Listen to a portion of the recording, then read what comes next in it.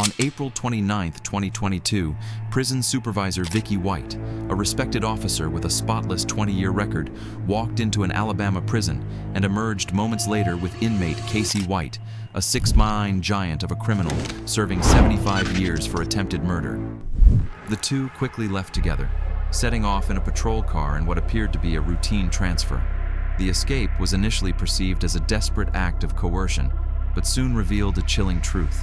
Vicky had meticulously orchestrated the escape. A nationwide manhunt ensued, culminating in a tragic discovery, ending with Vicky found dead with a bullet in her head. It's April 29, 2022. Vicky, a corrections officer, informed her co-workers she was taking an inmate for a psychological evaluation, a standard procedure. Vicky White's departure with Casey White didn't initially seem out of place to her colleagues.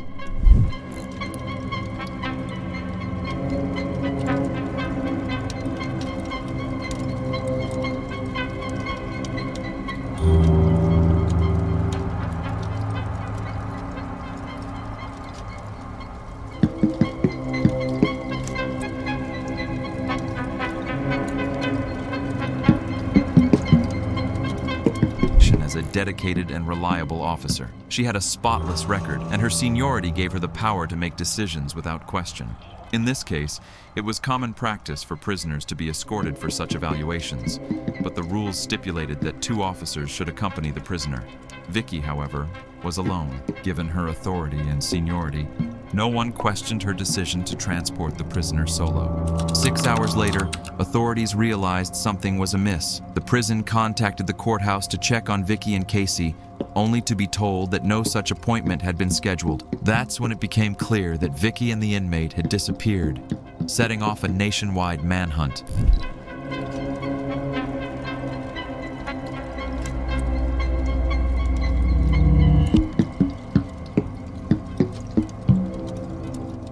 Initially, law enforcement officials assumed that Vicky had been coerced into helping Casey escape. Given the nature of the crimes Casey White had committed, they thought that he might have threatened or manipulated Vicky into aiding his escape. Casey's past crimes were enough to terrify anyone. He had been convicted of numerous violent offenses, including the brutal assault of his then-girlfriend and her friend 7 years earlier. In a horrific episode 7 years earlier, Casey had tracked down his girlfriend after she tried to escape from him, breaking into her friend's home with 2 firearms and intending to kill both women. Fortunately, they managed to escape and survive the attack, but Casey fled the scene and embarked on a violent spree, carjacking vehicles across several states. His spree eventually led to a tense standoff with police, where he nearly sparked a deadly shootout. However, officers managed to defuse the situation using an unconventional tactic. They rolled him a pack of cigarettes, which surprisingly led to his peaceful surrender. Put the gun down, bud. Hey, put the gun down. Just relax a little bit. Coach is that or tell her to watch you. Hey, Casey. Yes, sir. I will get you a sundrop if you'll be still. Just be calm. You ain't got no more gun on you, dude. No, you ain't got. You got to. The investigation revealed Casey White to be an exceptionally dangerous individual.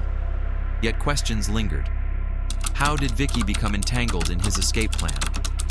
Initially, the two had no connection, as Vicky worked at a different prison, with no expectation that Casey would ever be transferred. However, a year later, Casey unexpectedly confessed to a 4-year-old murder, offering precise details only the killer would know. Every time I just a killer, understand?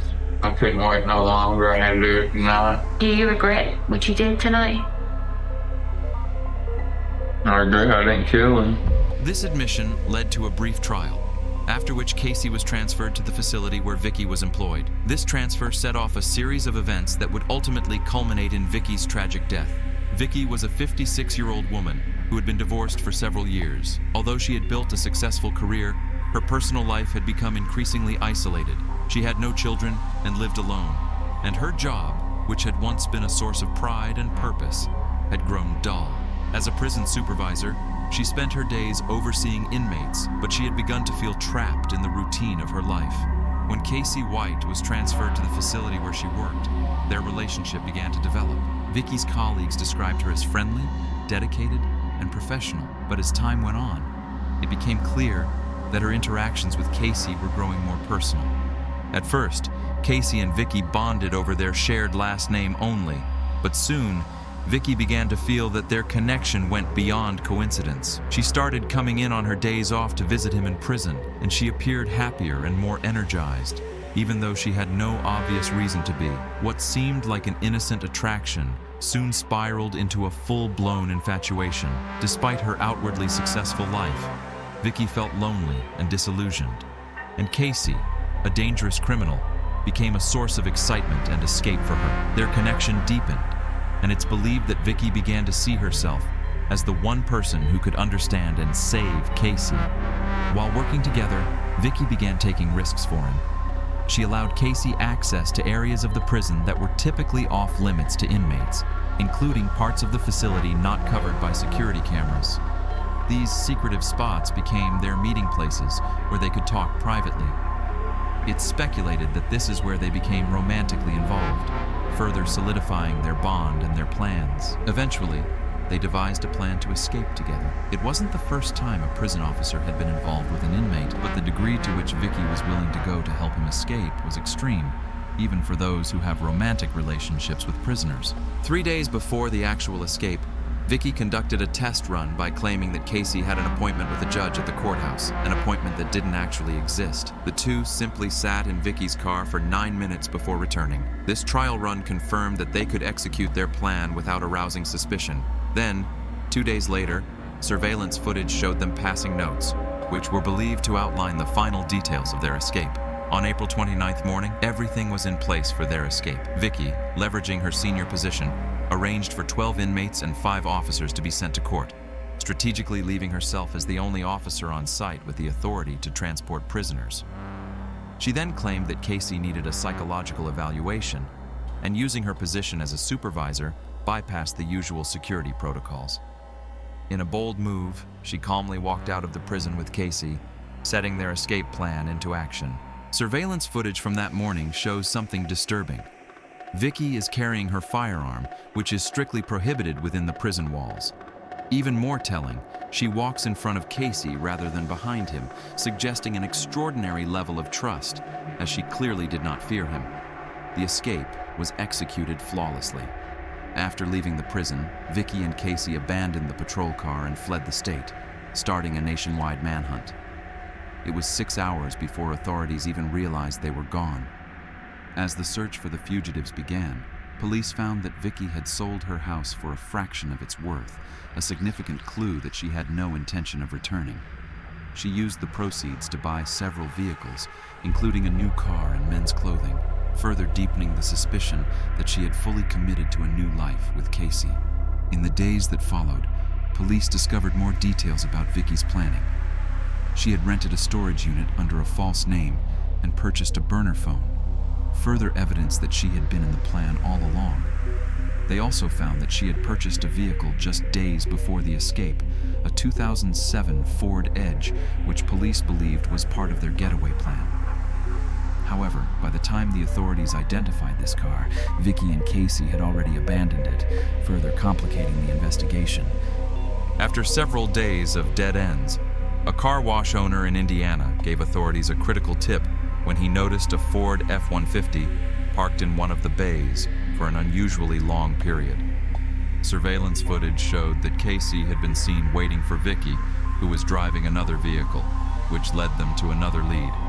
The car wash footage proved to be the breakthrough investigators needed, but they still struggled to track the fugitives down.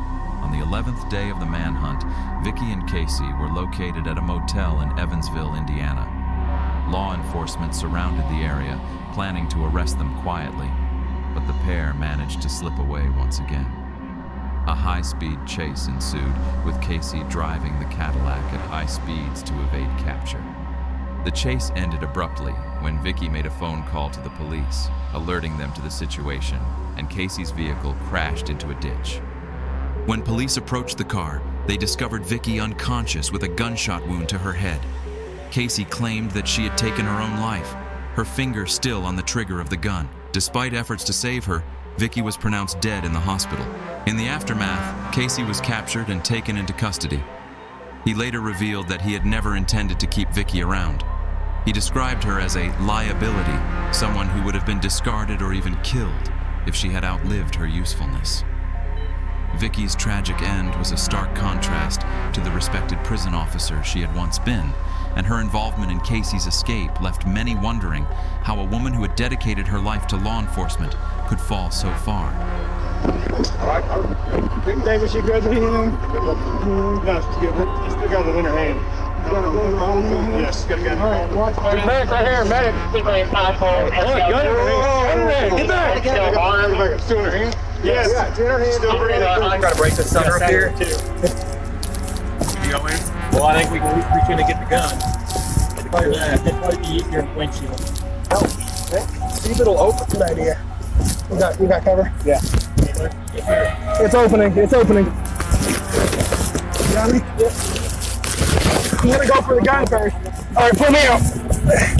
All right, I got it. She's been shot in the head, and Casey claims she took her own knife. Casey White was convicted of first-degree escape and sentenced to life in prison with no chance of parole. The story of Vicky and Casey White serves as a haunting reminder of how even the most trusted individuals can be drawn into a dangerous world of manipulation and obsession with devastating consequences. Provide me your driver's license. You're not doing that? No. You're not doing that? You heard what I said. I'm not doing that. Ma'am, I'm gonna ask you one more time. Okay? Tell me why you pulled me over. Identify yourself. My name is Whitney Pandal. Tell Do me why you you have pulled a me driver's over. license, ma'am? Tell me why you pulled me over. License, please. Please tell me why you pulled me over. License, please. Tell me why you pulled me over. License, ma'am. I'm gonna have to do. That's listen. Do what you gotta do, hold on. cause tell me why you pulled me fine. over. Listen. Okay. That's fine. She's home. Do you? Like, I'm asking you one more Do you, time. big boy? Ma'am, do you have your driver's Right. license? Do you, You big have your boy? driver's license? Do you, big boy? She's Okay. home. She has a driver's license. Do you, big boy? Why you arresting me? Because you're not identifying yourself. My name's Whitney Pandal. Let me go. Don't pull away from You me, okay? don't have to touch her like Ma'am, that, sir. back away. go. Why Back do I away. have to back Back up? away. Why? Because you directed my Why? attention, ma'am. Back away. Why? I'm not Back away. touching Fight you. real I'm not calm. touching you, I and look have how you're nothing- touching I have her. nothing serious to do. Let me go, Yo, bro. relax. Chill. Relax. Let me go. Relax. Let me Relax. go. Relax. Chill. Let me go. Relax. Look what you're doing, Ma'am, sir. relax. Look what you're Stop. doing. Stop. That's what you get paid for. Let me go. Ma'am, I'm That's what telling you you, get paid stop. for, And I sir. said let me. Not only the girl, but her friend also insisted on opposing the police, leading both of them to be arrested. Ma'am, That's what you get stop. paid for, sir. What did she do? Stop. When you get pulled, the police tells you what you did. So what do you do? What do you do? What do you do? What did she do? What did she do? Like you got power. What did she do? That stroke your ego. Excuse me, sir. What did she do? You want to send me more units, please? What did That's she okay, you do? go. What did she do? That What did she stroke do, your ego. sir? That make you feel good, Dickens? Cause she's home. What did she do, sir? That make you feel good. What did you do? What did she do, sir? Fight real crime. For her to get Do pulled. something serious. What did she do, sir? Oh my God! Hey! Don't you? You're under arrest, too. You under arrest for what? You just hit me. You're under arrest, too. You just hit Let her me. You're under arrest, too. Hey! Hey! Why are you hitting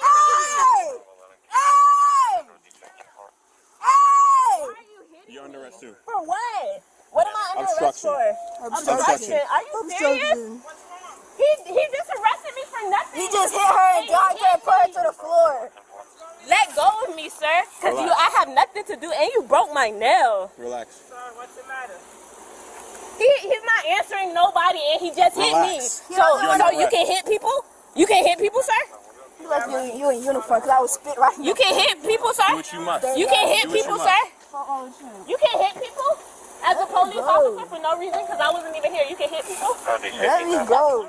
Upon the mother's arrival, she was informed about the situation. Despite her protests, the daughter was charged with resisting arrest without violence. If you think she is unruly, you certainly haven't met this Karen. Car and leave. I'm gonna be here I'm with telling my you right now. 17-year-old All right, son. I will be here with my. He's pulling. let it go. He is pushing me. You're under arrest. Get on there. Nope, Get you're on under arrest. On December 29th, 2023, officers stopped a vehicle for speeding. He's gonna stop you going 73 and 55. Any kind of drugs or alcohol or anything in the car? No. Can I help you with something? It's my son. Okay, do you have the insurance? I don't have it on me right now. How fast? It's going 73 and a 55. And it smells like weed in the car. You know he smokes weed? It doesn't everybody. I don't know about it. So Okay. there's stuff in his car is what you're telling me? That's what it looks like. You're going to get him out and look through the car? I'm going to search the vehicle. Instead of encouraging her son to comply with the police, the suspect's mother instructed him to stay in the car instantly. Hop out for me, bud. It smells like weed in the car, and they're shaking the car. Step back here. I'm going to take a look through the car. Do you have anything in there besides a little bit of weed or anything? If you don't move, you are going to get arrested too, ma'am. If you don't move, you need to leave my stop. She even became increasingly agitated, insisting her son was being mistreated, and the situation quickly escalated into a physical struggle due to her resistance. Now, I'm just. you need to leave my stop. Pull me over for speeding. That's. Yeah, no. Right. Can't, You need to leave my stop now. You can arrest Get back in your car and leave. I'm going to be here. I'm telling you right now. I will be here with my. He's just pulling. let it go. He is pushing me. You're under arrest. If you don't get out of my face, What? you're going to get tased. What am I doing? Stop. What am I doing? Oh my God. You're going to get tased. I'm calling the police. Brian. I already have him on the way, bud. Get off. Stop. I told you. For what, mother? You want to go to jail tonight, too? Oh. Stop. There's a police that's illegally arresting my mother for nothing. She did nothing wrong. There's a Stop. police, there's a sheriff. Put your other hand behind your back. Arresting my mother for nothing. Put your other hand behind your back. On the ground because she came over here. He is pushing me down. I'm a minor and he's I told you. abusing her right now. Leave your hands behind your back. I can't breathe. I can't breathe. She can't breathe. Well, you gotta keep your hands behind your back. Keep your hands behind your back now. Now. After what seemed like forever, the officers finally managed to restrain her in a squad car. Kick me. Make it a felony. Quit. Make it a felony, please. Hold my mother. Get your feet in there. Sit down. Car, mother, please. Oh, there's a felony. Good job. Hey, I'm not doing anything wrong. Fine. Why am I being arrested? You're being arrested for what? disorderly conduct. For what? And obstruction, disorderly. Obstruction to what? Me. What did I do to you? Get in my face and grab I did not get in your. I touched Yes, you once. did. I rubbed your shoulder once. You're going to jail too. For just what? So you know. Are you sober right now? Oh, I'm 100%. You sure? Yeah. You don't sound very sober. Get back here. All right. Hands are. Hey, look, hands are behind my back. Look at He this. needs to go in your car. I'm doing nothing wrong. Just for a minute. You people need to move on to that lot up there now. So what have I done wrong? Besides speeding. Get in the car. I know, I am gently. Get in the car. You can be polite, you're a bitch. Move your foot. Jesus Christ. Go into that lot now.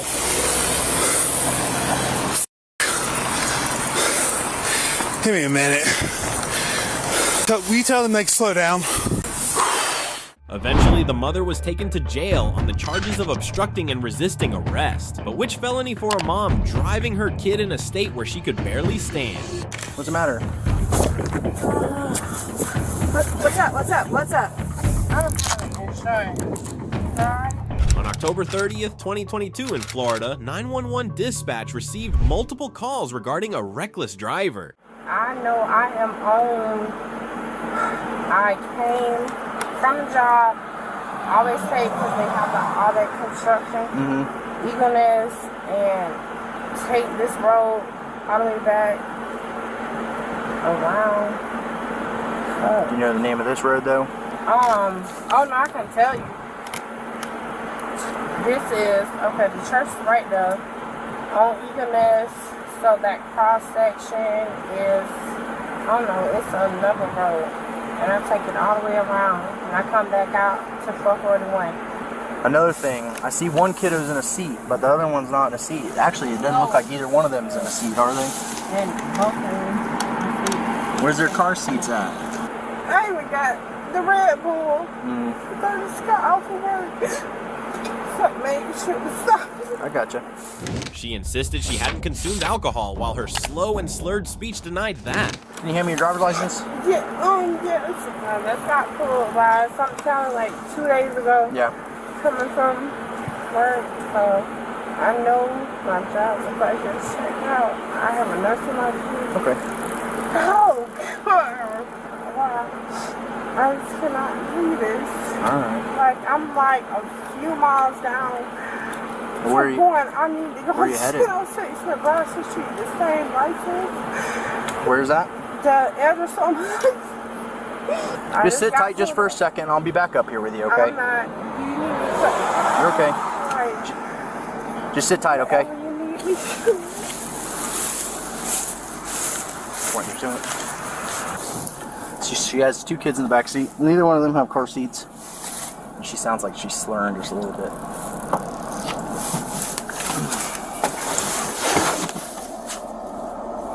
Well, damn.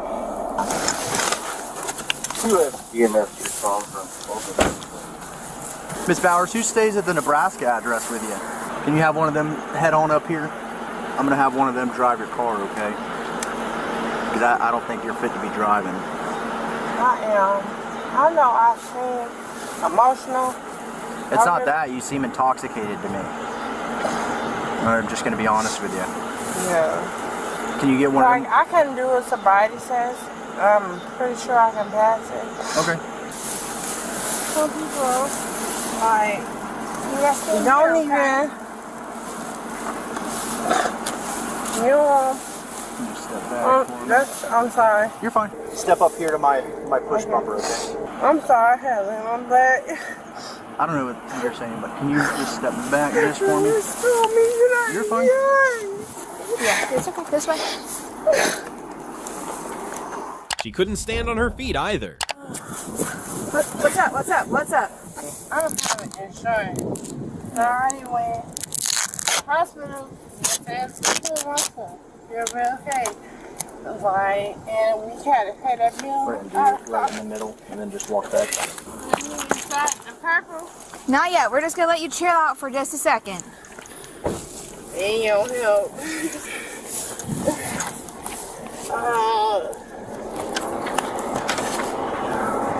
You know your mama's phone number? Yes. Of course. We're gonna wait on that. Of course. I can give you that. Here, do me a favor. Hang on. Come stand on this line for me right here. I want you to stand on this line with your heels on the line and stand facing me. Thank you. All right, at this time you're being placed under arrest, under suspicion of DUI, okay? That's fine. I think you've been drinking. Stand up straight. Yeah. Stand up. Double. Yeah. Stand up. What are you doing? You've been standing fine this whole time. Stand straight up. Let go. Stand up. Come on. Which one's she going in? Come on. We just. That one. 1909. Come on. Stand up. Come on. I know, I'm trying to help you. You gotta stand up though. Come on. Hey, don't make this harder. Don't make this harder. No, I'm not. Stand up.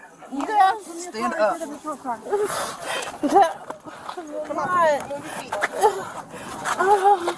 Alright, have a seat right in here. Look up. Yeah. Have a seat right here. Okay. Turn around, butt first. Okay. Butt first. Turn around. Stand up. Put your foot in there. Put your leg in there. Yeah. Hey, go stand. Get in the car. There you go. Yep, lift your leg. You're Lift making it. this more difficult. Lift it. Come on, turn around, butt first. Look, Crystal. There you go. Just going down. I got it. I'm helping you.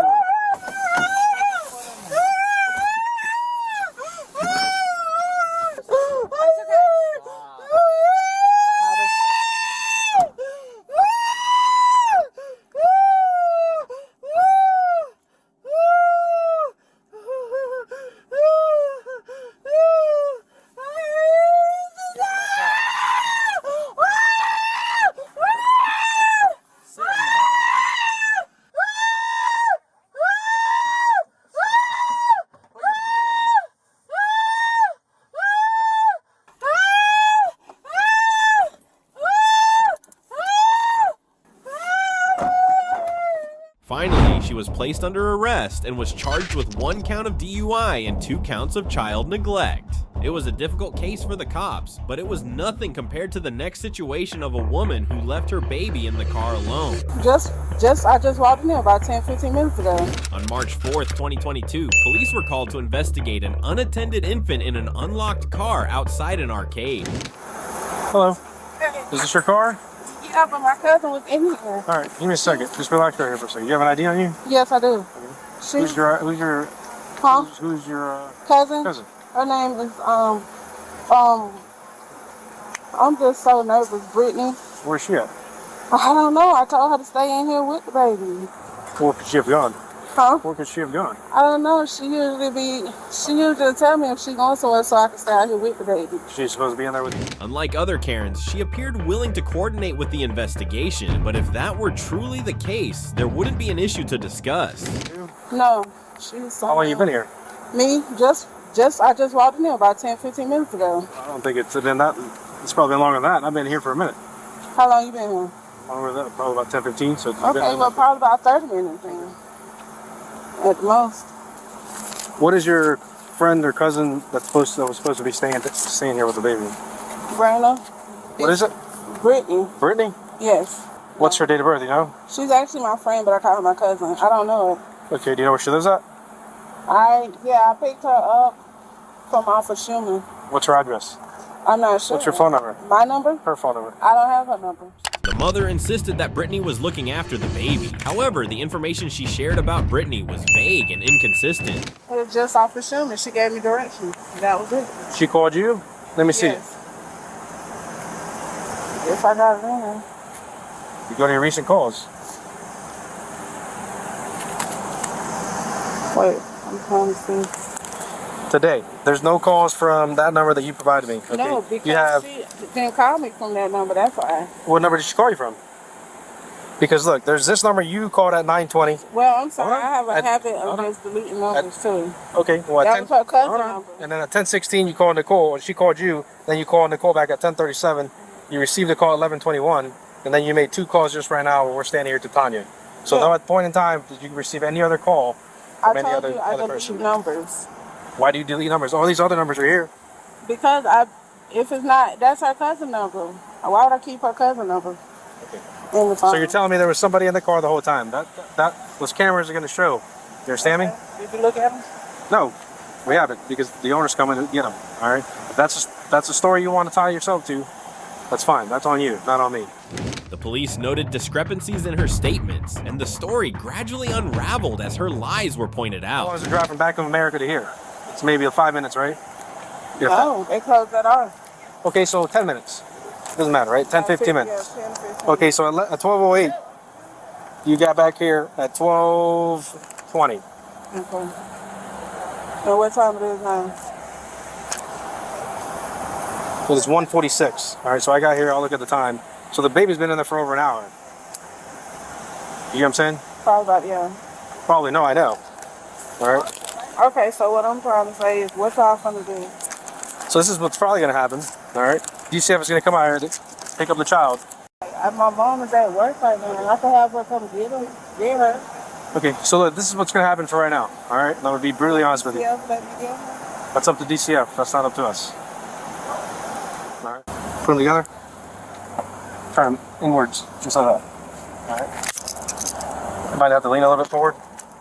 The mom would be charged with felony child neglect and leaving an unattended child in a vehicle. What do you think about mothers' responsibilities in those cases? Leave your thoughts below and remember to like and subscribe for more videos. Thanks for your support.